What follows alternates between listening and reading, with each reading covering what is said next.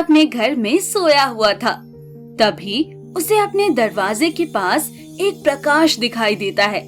निशांत की प्रकाश की वजह से आंखें खुल जाती है। अरे ये कैसी लाइट जल रही है? ऐसा लग रहा है जैसे किसी ने कुछ जला दिया हो। मैं चलकर देखता हूँ।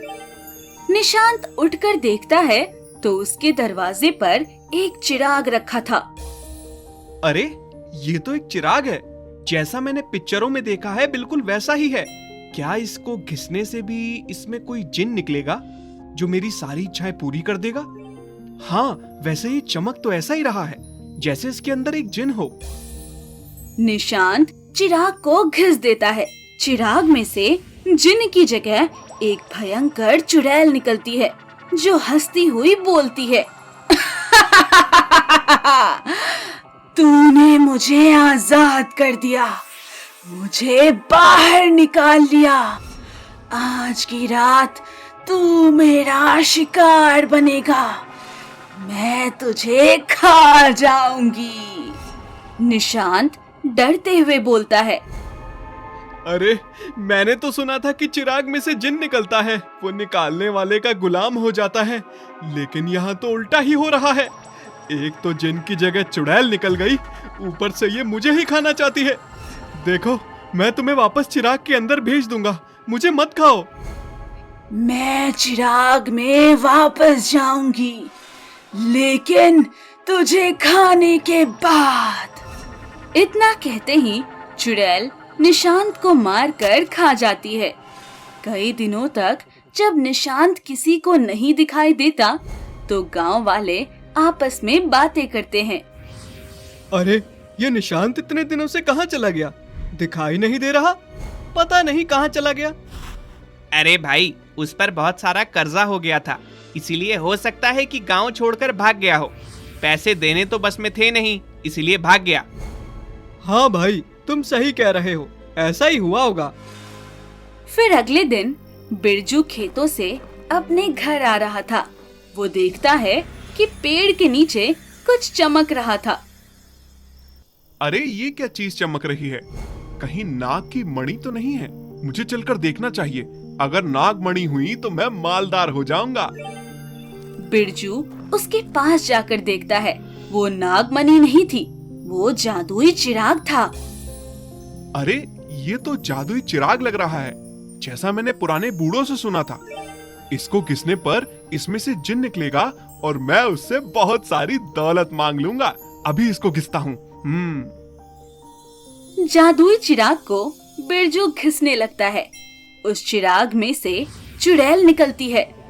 वाह, मेरा अगला शिकार तो काफी हट्टा कट्टा नौजवान है।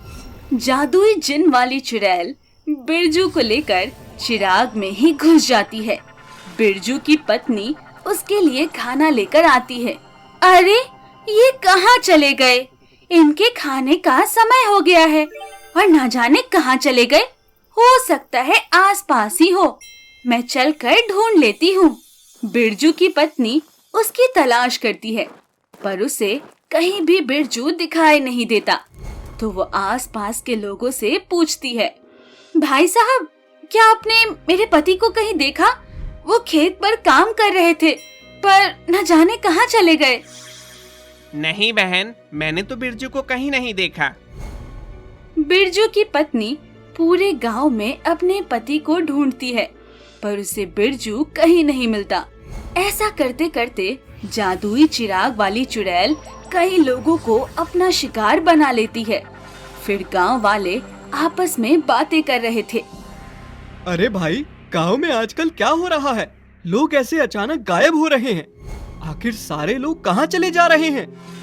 तब एक बूढ़ा व्यक्ति कहता है, बेटा, बहुत समय पहले ऐसी ही घटना घटी थी। गांव में तब एक चुड़ैल आ गई थी जो चिराग में रहती थी और चिराग को घिसने पर व्यक्ति को उस चिराग में लेकर चली जाती थी और अपना शिकार बना लेती थी। हो ना हो वो चुड़ैल बाहर आ गई है जो अब लोगों को अपना शिकार बना रही है। तो काका, उस समय लोग उससे बचे कैसे थे?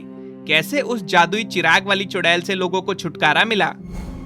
उससे बचने का सिर्फ एक ही तरीका है। अगर तुम्हें कहीं भी कोई चिराग या चमकती हुई चीज दिखाई दे, उसे उठाने की बजाय मिट्टी में दबा दो।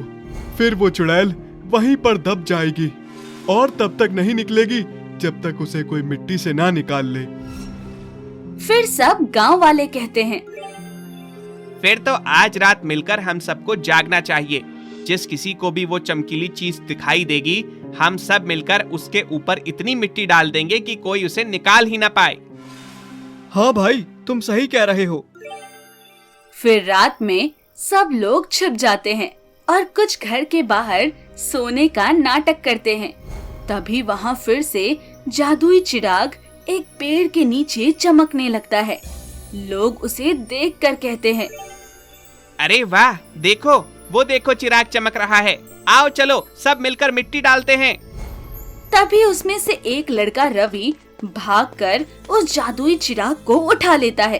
तभी गांव वाले उसे कहते हैं, रवि, ये तुम क्या कर रहे हो? इस जादुई चिराग को छोड़ दो, वरना अपनी जान से जाओगे। तुम लोग कहाँ उस बूढ़े की बातों में आ रहे हो? एक तो हमें ये जादुई चिराग मिला है, ऊपर से तुम इसे दबाना चाहते हो। इसमें जिन ही होगा, ना कि कोई चुड़ैल।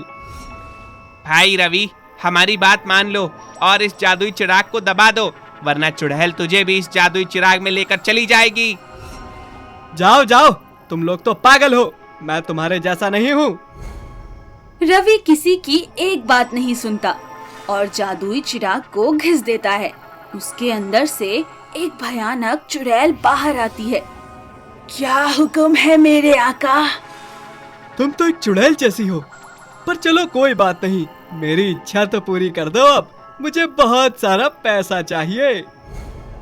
इच्छा तो जरूर पूरी होगी, पर तेरी नहीं, मेरी इच्छा है तुझे खाने की।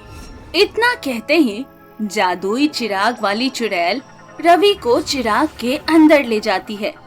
गांव वाले बोलते हैं, हमने इसे कितना समझाया, लेकिन इसने हमारी एक बात नहीं सुनी। अब देखो, खुद भी इस जादुई चिराग में चला गया। अगले दिन फिर गांव वाले जादुई चिराग की खोज करते हैं और उन्हें वो रवि के घर के बाहर दिखाई देता है। इस बार लोग कुछ नहीं सोचते और डरते डरते उस पर मिट्टी डाल देते हैं। भाइयों, जल्दी से जल्दी ज्यादा से ज्यादा मिट्टी डालो और इस मनुष्य जादुई चुड़ैल वाले चिराग को दबा दो, ताकि इसके साथ चुड़ैल भी कैद हो जाए। और देखते देखते चिराग मिट्टी में दब जाता है और चुड़ैल उस चिराग के साथ वहीं मिट्टी में कैद हो जाती है। और तभी चिराग में गए हुए सारे लोग चुड़ैल की कैद से रिहा हो जाते हैं। फिर जादुई चिराग वाली चुड़ैल का आतंक खत्म हो गया और लोगों का परेशान होना भी बंद हो गया।